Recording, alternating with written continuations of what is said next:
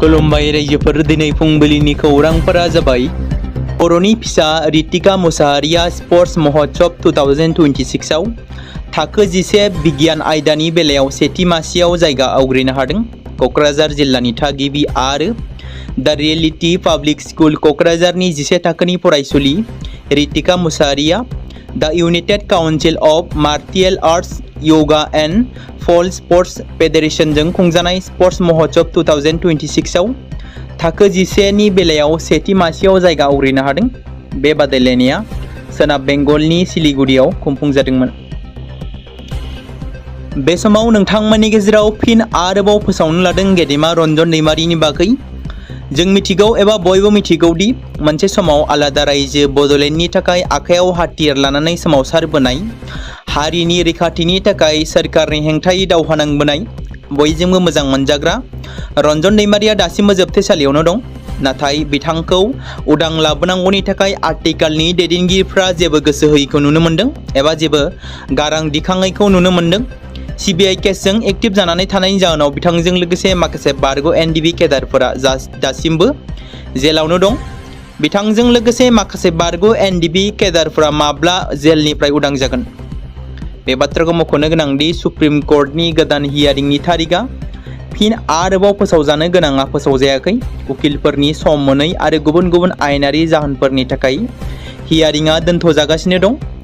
बेराफारसेथिं बिथां गेदेमा बिनानाव अनजालि दैमारिनि नाजानाय आरो गोबां बारग' एनडिबिफोर केडारफोरनि नाजाबोबाय थानायजों गोबां खेब हियारिं जानानै थांदोंब्लाबो मोजां फिथाइ थायाखै, जेराव गोबां खेब बेल हियारिं जानो गोनां समावनो उकिलफोरनि सम आरो खाबु होनो हायैनि जाहोनाव गेदेमा रन्जन दैमारिनि हियारिंआ आद्रा जानानै थागासिनो दं। माब्ला बिथांनि फिन हियारिंआ जाफिनगोन? आसा खालामो थाबैनो बिथांनि हियारिंआ जागोन आरो मोजां फिथाइ थायगोन आरो बिथाङा जोंनि एबा बर' हारिनि गेजेराव उदां जानानै फैनो हायो। बेराफारसेथिं बर'नि गोबां गोजौ थाखोआव थानाय दैदेनगिरिफोर, राजखान्थिगिरिफोरा आथिखालाव मानो जेबो गारां बुङाखै एबा मानो जेबो गारां दिखाङाखै? सोरखारनि फारसे मानो जेबो बाथ्रा बुङाखै? उदां खालामनांगौनि थाखाय सोरखारनि हेंथायै बाथ्रा मानो बुङाखै? सोर गारां दिखांगोन गेदेमा रन्जन दैमारिनि थाखाय? बेखौ उननि समासो फोरमायसिगोन।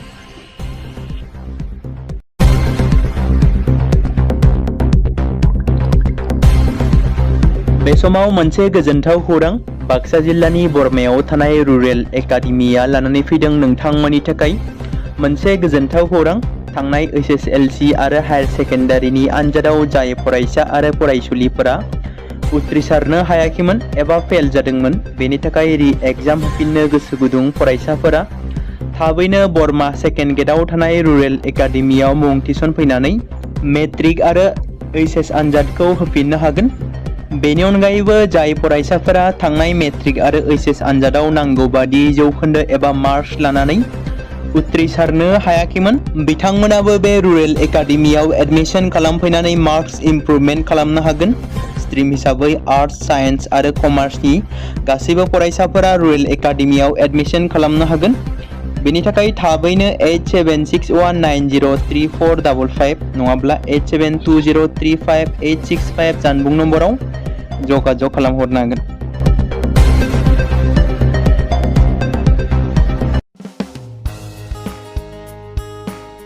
बे समाव मोनसे गोनां फोसावथाय बर' सावथुन नायनानै मोजां मोनग्रा गासै बर' रायजो राजाफोरनि गेजेराव लानानै फैदों मोनसे बर'नि OTT प्लेटफर्म गोनां, जाय प्लेटफर्मनि गेजेरजों नोंथांमोना बर'नि गोदान गोजाम सावथुनफोरखौ नुनो मोनगोन। थांनाय माखासे बोसोर सिगां बर'नि गेजेराव लानानै फैनाय निउबो एप बायदिनो फिन आरोबाव लानानै फैदों बर' रायजो राजाफोरनि थाखाय। बे बाथ्राखौ मख'नाया गोनांदि 2025 मायथाइनि जानुवारि दानाव ओंखारनाय आंगो स्ट्रिम मुंनि मोनसे OTT प्लेटफर्म गोनां निउबो एपनि गेजेरजों नोंथांमोना गोबांथार बर'नि सावथुनफोर जेरै ट्रेजेडि, रमान्टिक, एक्सन आरो कमेडिजों बुंफबनाय सावथुनफोरखौ नुनो मोनगोन। जेरै सनानि नखर, थांखि गैयै समाज, अनसुला आफा, हिर', बिमा बायदि बाजै, अर, थैसाम, वान्टेड, संदान आरो रं नाम्बार बायदि सावथुनफोरा मख'जाथाव। बेफोर सावथुनफोरखौ नायनो थाखाय नोंथांमोना गिबियावनो आंगो स्ट्रिम एपखौ गाव गावनि मबाइलाव थानाय प्ले स्ट'रनिफ्राय डाउनल'ड खालामनानै लोगोसे इनस्टल खालामनानै गावनि मबाइल नाम्बारजों लग इन खालामनानै लाग्रोनांगोन। बेनि उनाव नोंथांमोना गोबांथार नुनो मोनै सावथुनफोरखौ गुगोल पे, फन पे आरो पेटिएमजों रं नाम्बार सावथुनखौ नायनो थाखाय 60 रां आरो संदान सावथुनखौ नायनो थाखाय 80 रां, वान्टेड सावथुनखौ नायनो थाखाय 60 रां, थैसाम सावथुनखौ नायनो थाखाय 60 रां बेबायदिनो गोबांथार नुनो मोनै सावथुनफोरखौ नायनो थाखाय सुबिदा खालामनानै होदों आंगो स्ट्रिम प्लेटफर्मा। फिन नोंथांमोननि गेजेराव फोरमायबावनो लादों बर' सावथुन नायनानै मोजां मोनग्रा गासै बर' रायजो राजाफोरनि गेजेराव लानानै फैदों मोनसे बर'नि OTT प्लेटफर्म गोनां, जाय प्लेटफर्मनि गेजेरजों नोंथांमोना बर'नि नुनो मोनै सावथुनफोर जेराव गोदान गोजाम सावथुनफोरखौ नुनो मोनगोन। बे बाथ्राखौ मख'नाया गोनांदि 2025 मायथाइनि जानुवारि दानाव दिहुनजानाय आंगो स्ट्रिम मुंनि मोनसे OTT प्लेटफर्म गोनां एपनि गेजेरजों नोंथांमोना गोबांथार बर'नि ट्रेजेडि, रमान्टिक, एक्शन आरो कमेडिजों बुंफबनाय सावथुनफोरखौ नुनो मोनगोन। जेरै रं नाम्बार, संदान, वान्टेड, थैसाम, अर, बिमा बायदि बाजै, हिर', अनसुला आफा, थांखि गैयि समाज, सनानि नखर बायदि बायदि सावथुनफ्रा मख'जाथाव।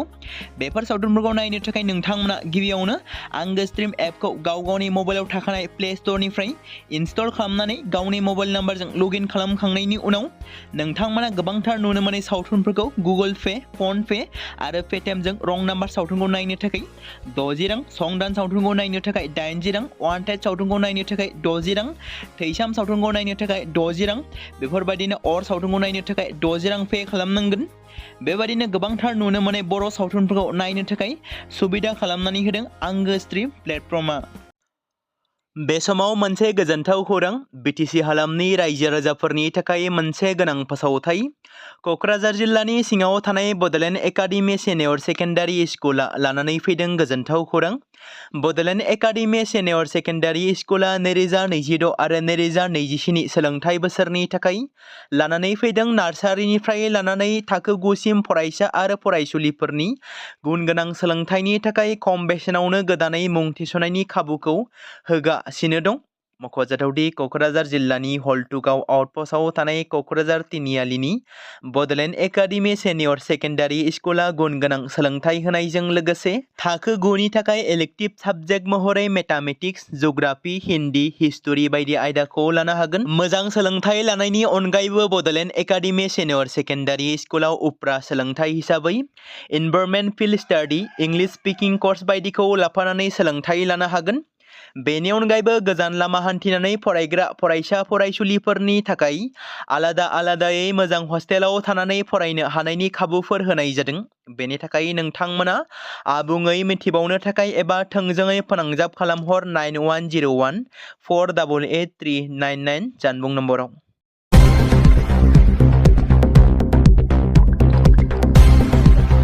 बे समाव मोनसे गोजोनथाव खौरां, बाक्सा जिल्लानि बरमायाव थानाय रुरेल एकाडेमिया लानानै फैदों नोंथांमोननि थाखाय मोनसे गोजोनथाव खौरां। थांनाय SSLC आरो हायार सेकेन्डारिनि आनजादाव जाय फरायसा आरो फरायसुलिफोरा उथ्रिसारनो हायाखैमोन एबा फेल जादोंमोन, बेनि थाखाय रि-एग्जाम होफिननो गोसो गुदुं फरायसाफोरा थाबैनो बरमा सेकेन्ड गेटआव थानाय रुरेल एकाडेमियाव मुं थिसनफैनानै मेट्रिक आरो HS आनजादखौ होफिननो हागोन। बेनि अनगायैबो जाय फरायसाफोरा थांनाय मेट्रिक आरो HS आनजादाव नांगौ बादि जौखोन्दो एबा मार्क्स लानानै उथ्रिसारनो हायाखैमोन, बिथांमोनाबो बे रुरेल एकाडेमियाव एडमिशन खालामफैनानै मार्क्स इमप्रुभमेन्ट खालामनो हागोन।